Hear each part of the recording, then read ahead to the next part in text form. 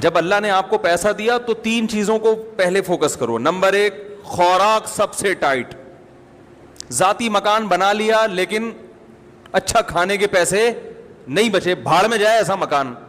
ये भी तो बॉडी भी तो मकान है ना। अरे पहले इसकी हड्डियों का सरिया मजबूत करो, फिर मकान में सरिया डालो। दूध पीने के पैसे नहीं है कमबख्त के पास, है भाई, कैल्शियम हड्डियों इधर कम हो रहा है, फखर इस पे कर रहा है मैंने जाती मकान बनाया, ये मकान मेरा है।